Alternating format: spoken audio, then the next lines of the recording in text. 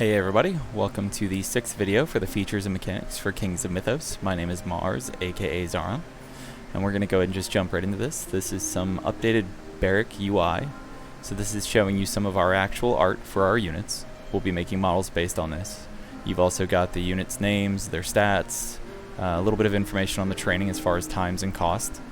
So we will be making, we actually already have the model for the first unit made, and we'll be continuing with that here pretty quick. So this is just showing you the slider bar, how you recruit your units, how it shows you whether or not you have enough resources. Up next here, this is related to the march icon. So when you've got your units out and they're actually en route somewhere, you'll have the little foot icons showing that they're in a march, and then you've got the distance showing you how far they've got left. Now if they enter combat, you're going to see this little animation here playing just to be a sort of visual aid to help you see your units have been intercepted basically. So typically if they've gone to make a resource node or something like that, the icon itself is going to change, the whole icon, versus if they were en route to an attack or something like that, again the icon itself is likely to change, or at least the little icon of the feet, that will change as well. So this icon is strictly to represent, or I should say this animation is strictly to represent that you've been intercepted essentially, or someone has started an attack against you. It could be AI, it could be a player. One thing to keep in mind, most visuals, as we've talked about, and you'll hear me say a lot, are just temporary. A lot of it's going to change over the course of time or with funding. So it's just something to be aware of, and I'm going to probably mention it a few times through this. So up next here we have some updates to the actual node farming system. You'll also see up there in the top right, like we were just talking about, you've got your distance left in the march. You've also got here the units in the march, their capacity, the total number of units, their power, all that fun stuff. So you'll see here when we go to create this node, there's an update as well to the capacity or the density. So that's just a visual update. We wanted to make that look a little cleaner. Now when you start farming a resource like wood, the trees will actually fall as soon as you start farming it. That was kind of something we talked about a little bit, not particularly critical by any means, but we were just talking through the logic a little bit of you start farming a tree, you probably do it while it's on the ground, not while it's standing up. So we decided we'd make that little simple change.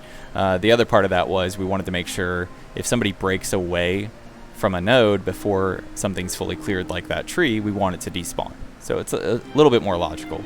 So again, up there in the top right, you've got that icon change to show that you're farming a node. You've also got the timer over the top of the node itself, switching between how many resources you've gathered versus what you have left and the time that's remaining. We'll probably add a timer or something like that, or maybe the same information up on the actual march icon itself, maybe when you hover over it. I say hover over it on a mobile phone, maybe when you tap it or something like that.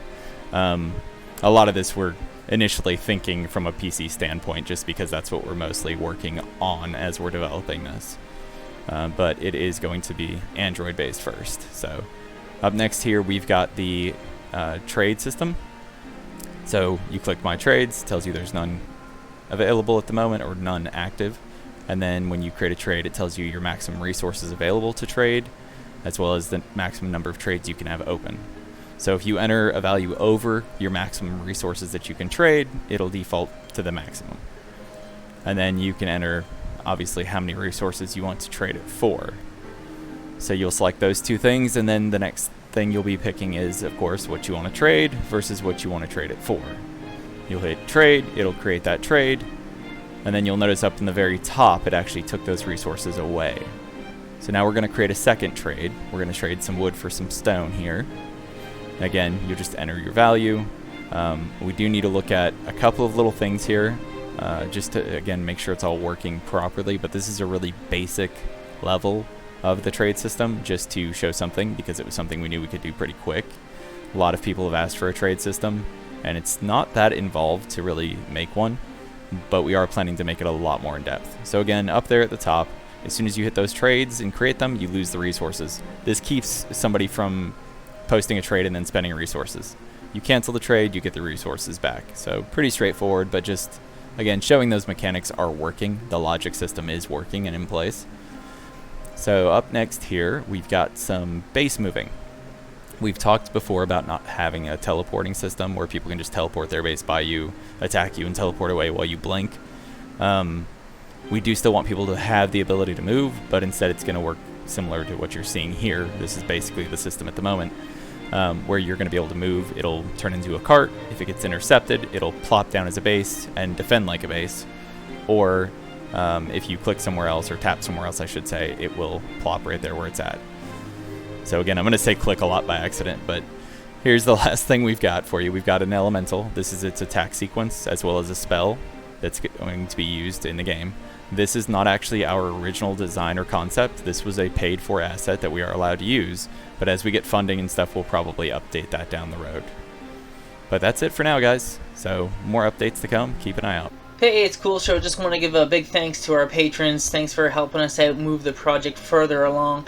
Let's start with our legends. We have Stan Smith, Zobart, and JS7728. Big thanks to you guys. Then we got our Renegades. We got Riley, Arasat, Benjamin Pelegi,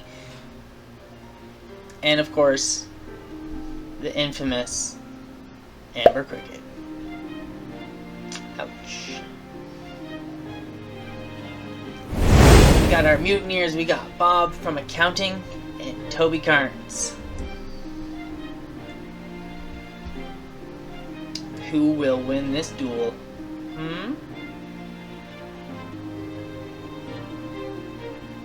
Ooh, sorry Toby. Maybe next time. Then we got our Rebels. We got Dave Walker, Ravine, Online Games Mentor, Stephen Martin, Hangover, and the Resistance, Stan the Man, Celine, Now Gaming, Karen Gray, Jeff Taves, Clifton Brown, David Redcliffe, and Gerald G. Hey guys, thanks for watching. If you haven't, be sure to like and subscribe down below and check out our other socials. And if you haven't yet, please consider becoming a patron. It really helps us keep this project moving forward to create something great. Come hang out with us in our Discord. All the links are in the description below. And have a great one, guys.